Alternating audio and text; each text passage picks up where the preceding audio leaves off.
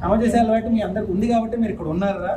కానీ శ్రమ చేసేటప్పుడు ఎందుకు చేస్తున్నారు అనేది మర్చిపోకండి. ఈ సమాజానికి ఇది చేస్తాను రోజు రోజు మనసును గుర్తుపెట్టుకోండి. ఇప్పుడు నువ్వు పరిగెత్తేటప్పుడు కింద పడితే ఏం చేయాలి?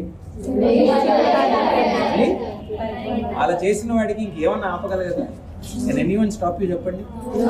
చుట్టూరు కొన్ని మంది వచ్చి నువ్వు అమ్మాయి నీతో అవ్వదు, నువ్వు సేఫ్ ఉద్యోగం తీసుకో, నువ్వు ఇక్కడ బ్యాంక్ ఉద్యోగం రాయి, నువ్వు ఇక్కడ చిన్న ఉద్యోగం తీసుకో, కిరాణా గుడ్డు పెట్టుకో, పెళ్లి చేసుకో, నీకు పెద్ద పదవులు ఎందుకు, నీతో ఎలా అవుతుంది, సిటీ వాళ్ళకే ఆ ఉద్యోగాలు, ఇంగ్లీష్ మాట్లాడడం రాదు నీకు, ఇవన్నీ మాట్లాడే వాళ్ళకి మనం ఏం చెప్తాం? నీ జీవితం నువ్వు చూసుకోరా, నా జీవితం నేను చూసుకుంటామని చెప్తా కదా. చేస్తారు కదా. వెనక పడతారా ఎవరన్నా? పాటిస్తారా? బెస్ట్ లక్ రా. మీరు ఎంత ఎదిగితే అంత సంతోషం రా. మాకు మీకు కావాల్సిందంటే మీ ప్రిన్సిపల్ గారు అన్న ముందు నుంచి మీ అండగా ఉన్నారా? 10 సార్లు అన్న చెప్పుంటాడు, సమయం లేక రాలేపోయా, రావాలి సార్ మీరు, రావాలి సార్ మీరు, రావాలి సార్ మీరు. కంప్యూటర్లు పెట్టింది మీ అన్న, ప్రిన్సిపల్ గారితో మాట్లాడి ఇవన్నీ సౌకర్యాలు తెచ్చింది మీ అన్న. నిజంగా ఒక అన్నలాగా ఉన్నాడు రా మీతో.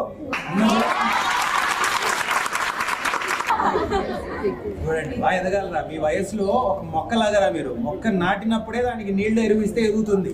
వయసు గడిచిన తర్వాత అది సన్నగా చెట్టు అయిన తర్వాత ఎంత వేసినా ఎదగదండి. మీ వయసు అలాంటిది. ఇప్పుడే మీరు చూసుకోవాల్సింది కొంచెం ఎక్సర్సైజ్, కొంచెం ఫుడ్, అవి కూడా ఇంపార్టెంట్. చదువుతో సహా మేనేజ్ చేసుకోండి. ఇంకేం కావాలరా మనకి ఇక్కడ? Any other requirement? అంత బాగానే ఉందారా? ఇప్పుడు చెప్పకపోయినా మీ ప్రిన్సిపల్ గారు చెప్పండి, మళ్ళీ చూసి అందించాల్సిందిగా అందిస్తాం. ఓకే? మీరు మాకు ఇచ్చే మాట ఏంటి? అద్భుతంగా చదువుతారు, చిన్న ఆలోచన వద్దు, చిన్న ఆశలు వద్దు, అన్నిటికన్నా పెద్ద పోస్ట్, అన్నిటికన్నా పెద్ద ఉద్యోగం ఏం చేయగలరు, అదే మీ టార్గెట్, సరేనా?